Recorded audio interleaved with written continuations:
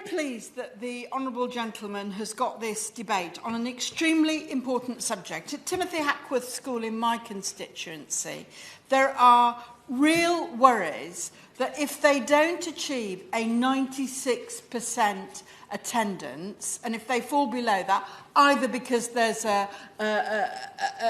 contagious disease which pushes the numbers up, or for other perfectly valid reasons, Ofsted will mark them down. So when he comes to wind up, I would like the Minister to address this question of whether Ofsted are so inflexible that every school has to achieve 96% irrespective of circumstance. Well, I'm very grateful for that intervention. It's a point that I'll probably come on to elaborate on further, but the Honourable Lady is absolutely right, that this drive to attain an attendance level, above all else it seems, that bears no recognition to the welfare of the children involved, seems to be overriding common sense. And one head teacher actually told me recently, in a meeting with her, that if our school was outstanding in every other respect, but we fell short of the attendance target, we would be deemed as requires improvement simply for missing the attendance target. And this seems a bonkers situation to me, where rather than looking at the wider picture of what is right and best for our children, schools are being driven by the Ofsted inspection regime towards an attendance target above all else. He's absolutely right. And we furthermore see rising mental health problems among children and young people. And this kind of stress is exactly what families don't need. I'm very grateful, and I think she may have read my notes, because I'm slightly worried now.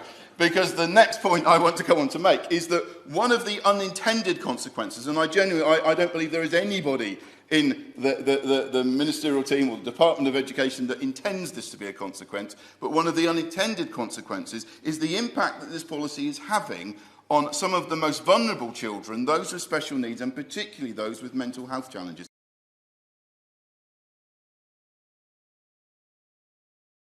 And we can all agree that children's education should not be disrupted by preventable absences. Regular attendance at school is fundamental to ensuring that every pupil, no matter what their background, can meet their full potential. This is about social mobility.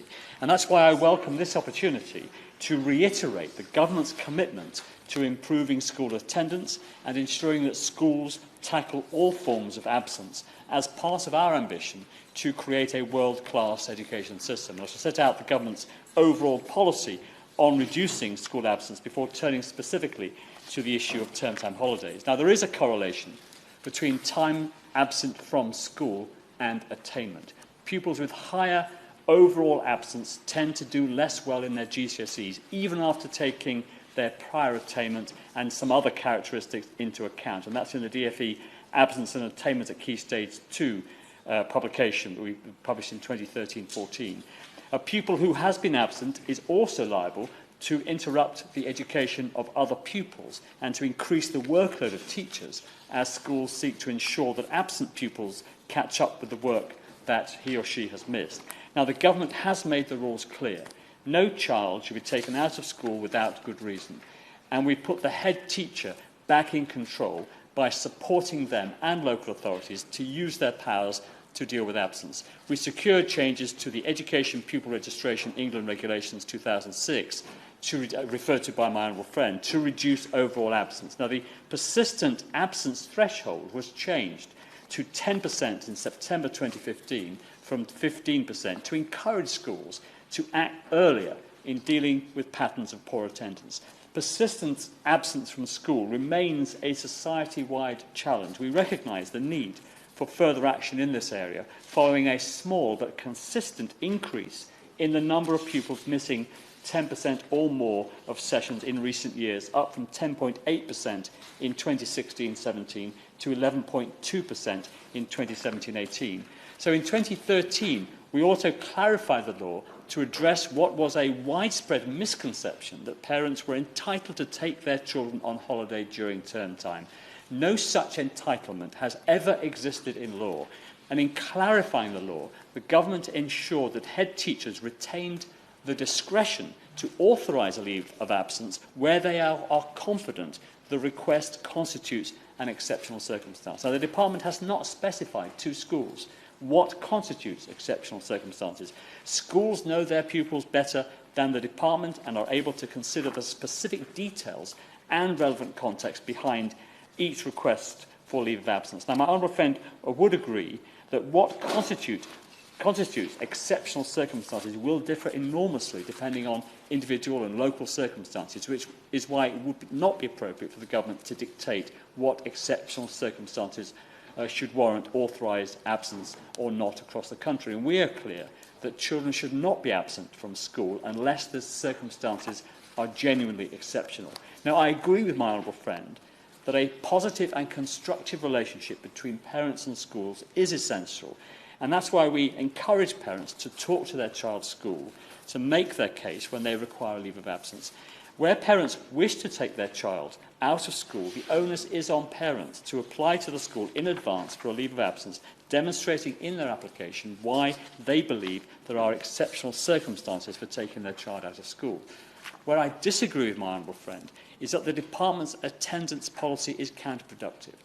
Despite a very small increase in overall absence from 4.7% in 2016-17 to 4.8% in 2017-18, it has fallen significantly from 6% in 2009-10. That's overall absence. Now, parents have a duty under Section 7 of the Education Act 1996 to ensure that if their child is of compulsory school age, 5 to 16, he or she receives an efficient full-time education either by attendance at school or, in the words of the legislation, or otherwise. Now, we have ensured that schools and local authorities have a range of measures to provide support or sanctions to parents when their child's absence at school becomes a problem. Now, the law gives schools and local authorities powers to offer parenting contracts and obtain parenting orders in relation to attendance. And the law is clear that if parents register their child at school and the child fails to attend regularly, parents may be guilty of an offence under Section 444 of the Education Act 1996 and may be given a penalty notice unless statutory exceptions apply, including where leave has been granted by the head teacher. Now, the penalty notice offers parents the opportunity to avoid any conviction for the offence if it is paid in full and within the timescales. Now, prosecution of a parent is available to local authorities as the ultimate sanction under Section 444 of the Education Act. So the penalties are a way of avoiding prosecution, but of course local authorities can actually go straight for a prosecution. Now, since we last debated the issue, the Supreme Court has clarified that regular attendance in Section 444(1) of the Education Act 1996 means in accordance with the attendance rules. Now, the Court also recognised the disruptive effect of taking a child out of school during term time, both to the individual child and on the work and study of the other children at the school and in the class. Turning to my honourable friend's point about term time holidays, the government recognises the value of family holidays in providing enriching experiences, which can indeed have educational value. But the school year is designed to give families the opportunity to enjoy breaks and holidays without disrupting their children's education. Schools are in session for 190 out of 365 days, leaving 175 days in a year in which parents can take their children away on holiday. I do recognise, though, the cost of holidays is a frustration for parents, and the Secretary of State and I encourage travel operators to do what they can to provide value for money to families. Now, the government doesn't set term and holiday dates. Decisions around term dates are best taken locally, especially where the local industry, for example tourism, creates a compelling reason to set term dates that differ from those of the rest of the country. Now, local authorities are responsible for setting term dates for community schools and community special schools and voluntary control schools. But variation in school holiday dates between local authorities already exists. This was seen over the recent Easter holidays, where Sheffield City Council, for example, have a fixed Easter break at the beginning of April, which this year fell outside of the official Easter peak.